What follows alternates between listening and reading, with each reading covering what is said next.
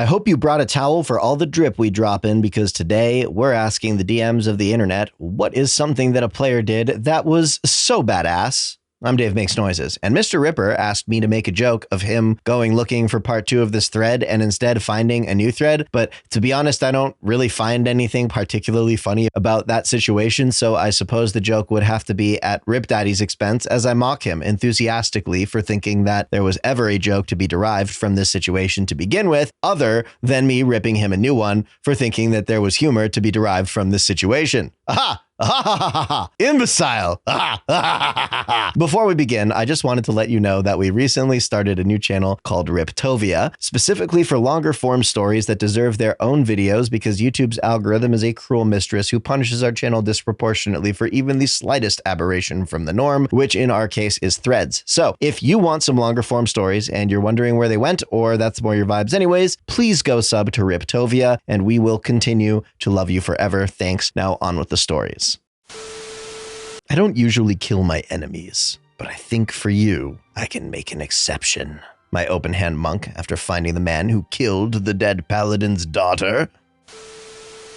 Bit short, but in one of the first campaigns I ever played, we were fighting Lulth as the final boss. My sorcerer just decided to not do that and banish Lulth on his second turn. Needless to say, the DM was speechless. In 3.5, as a dragon born of Bahamut, I once crit succeeded a will save against the goddess Tiamat's fear effect. We were around 12th level, had just killed her chief cleric at the time, and ruined any plans she had on the material plane. He was already down to maybe a third of my hit points, and only one of my 2 other allies were still up. Knowing she was already pissed off and looking like she was about to use all 5 of her breath weapons to decimate everything in the room before the ritual that summoned her disappeared, my character took a deep breath and yelled, "Hey, Lizard Queen, how about I show you what a real dragon can do?" Knowing all of her rage would be directed at him, he turned to his friends and said, "Run," and thus ended the life of Coral of Clan Gnome Slayer, former kobold turned dragonborn of Bahamut, dubbed Worm Slayer, wielder of the Talon of Bahamut, sealer of the demon snake spear, and adoptive father to the redeemed blue dragon Nero.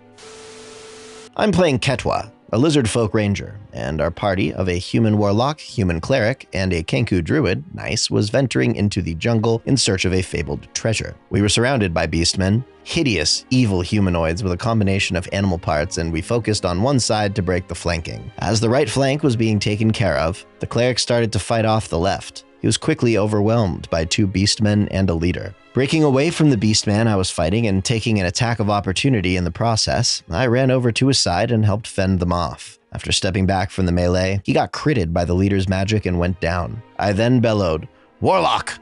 Bird! Unkill the cleric," as I slammed my axe into the nearest beastman's shoulder, killing him instantly, and dug my teeth into the wound as a bonus action. Seeing that gruesome display, the 2 remaining beastmen fled the scene, and we managed to get the cleric back up before he even rolled his first death save. Not really badass, but the cleric and I, fighter, got into a serious argument, which led to them casting Inflict Wounds on my fighter and the druid casting Entangle on us to restrain us. Been there, done that. I failed the first saving throw because the wizard got us to both fail, Divination Wizard. Since I rolled first for initiative, I beat the saving throw, walk up to the cleric and say, "If you ever lay another hand on me, I'll kill you." Just some background info, my character is insane because of a childhood trauma, so he doesn't trust anyone and isn't afraid to show it, and proceeds to walk out of the bar with the barbarian. So this was at the first session I ever went to. It was a new campaign, but an NPC showed up from the group's last campaign. One of the players, who I'll call Amber, had her character have a crush on the NPC named Willow. Willow came back, and Amber was really happy to see her. Amber then paused the game for a minute to go to the bathroom. While she was gone, another player, who we'll call John, said to the DM, "I will give you the largest bill in my wallet to make Willow married." And the DM accepted, but made Willow engaged. When Amber came back from the bathroom, she asked Willow how she's been, and the DM spoke as Willow and said, "Well, I'm engaged." Amber's eyes widened and she literally started to cry IRL. I felt bad and asked the guys if I should tell her because they were scared, and they said yes, so I told her what John did. She quickly got mad and ran to the kitchen. and grabbed the largest knife she could find. She chased John around her house with a knife, as a joke apparently, and she eventually had it taken away from her by her brother. She said she had no intention to hurt him, which I do believe, but it was still terrifying, yet funny. John said, "Best $20 I've spent in my life."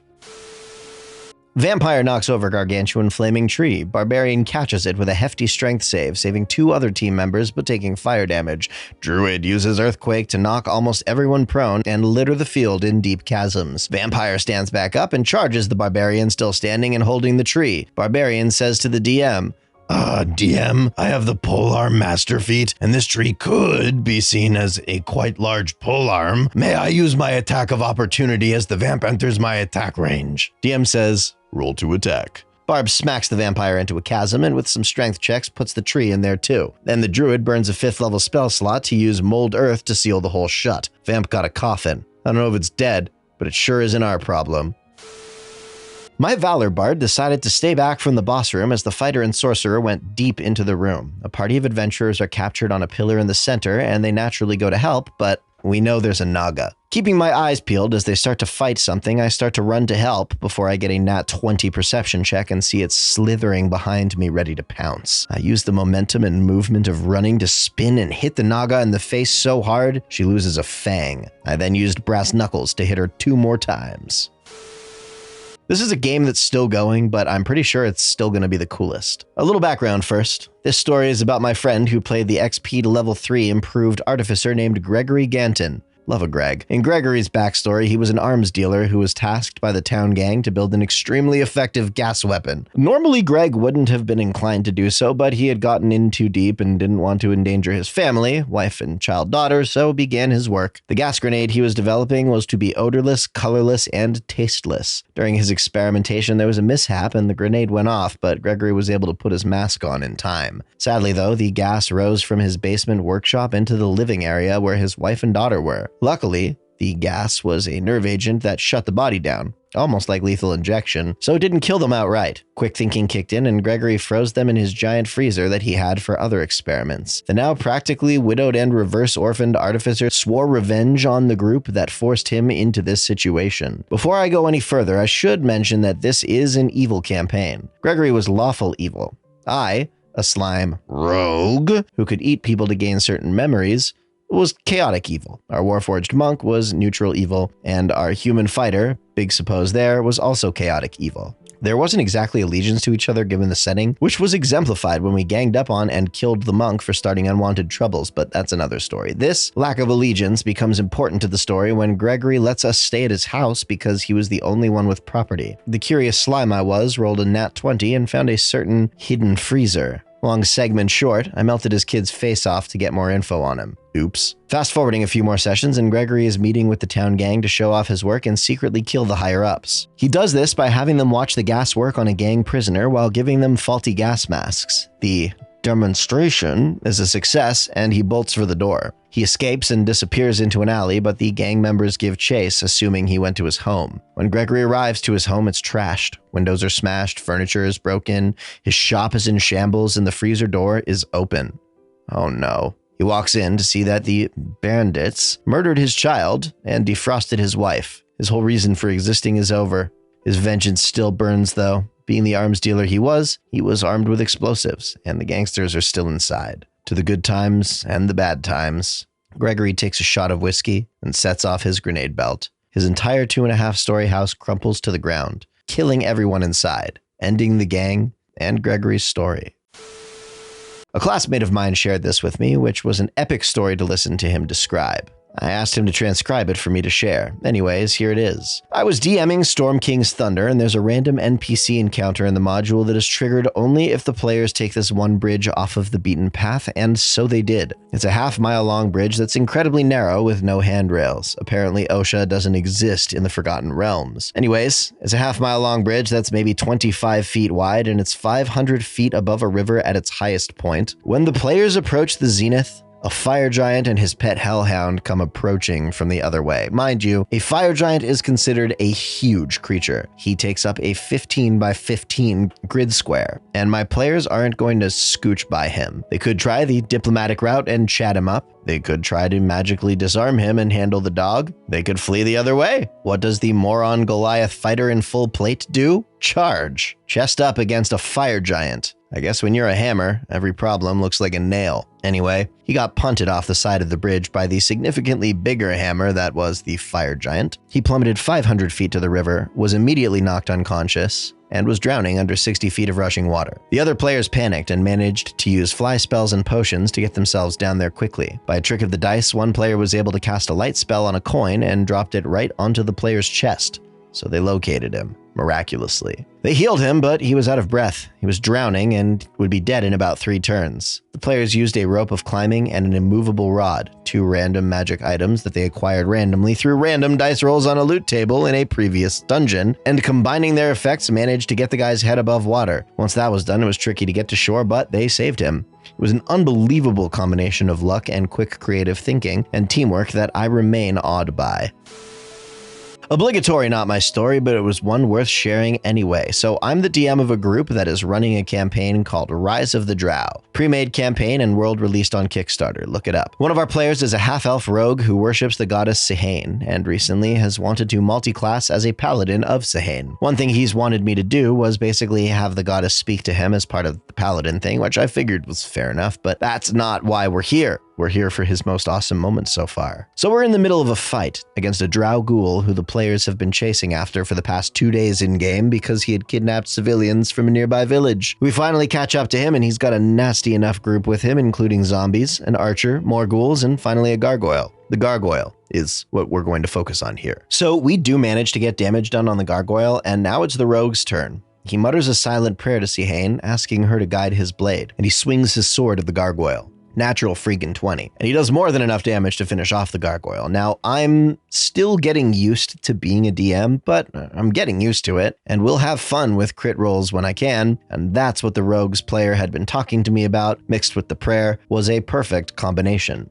So this time, around when he began to attack the gargoyle, I had Sihane herself whisper in his ear, saying she was impressed by him. So the power of the goddess flowed through him as he slashed through the gargoyle, killing it cleanly. It was awesome, and one of my favorite moments as a DM so far. We have a lot of fun with this campaign, and I look forward to playing more of it. We still have 4 more chapters to go after the one we're in. For one that involves one of my characters, I'll tell you about the time I beat a demon wolf with the odds against me. So for context, my favorite character is a drow ranger who tends to specialize in archery. In this particular game, we were looking at some evil wolves. How we got into the fight is a story in itself. Basically, I suggested that we, no joke, set a pile of corpses on fire to draw the attention of the pack, and it worked. But that's not the awesome story I want to tell you. Bro, there's been like 4 awesome stories that have not been the awesome story you want to tell me. Pick a story, jeez. At the end of the fight, we had killed all the wolves save for the alpha, and these weren't normal wolves. Like I said, they were demon wolves, meaning they were empowered by demon magic or blood. So this alpha is running away as fast as he can to get back to the den. And I'm an archer with a longbow, so I asked the DM if I can try to shoot the fleeing alpha. He says sure, but I have to roll on disadvantage, and I only get 1 shot because he's running away through the forest. So I roll, and I get a 23 and a 24. I tell the DM, and he of course asks if that's on disadvantage, and it was. So my arrow, with all the odds against it, strikes true and kills the alpha. When we get to the den, it turns out that the wolves had been eating demon flesh, which made them more powerful. It turns out that if he had made it back, he'd have been fully healed and been even stronger. We also found an even better longbow than the one I was using, and since I'm the group's archer who just killed the alpha,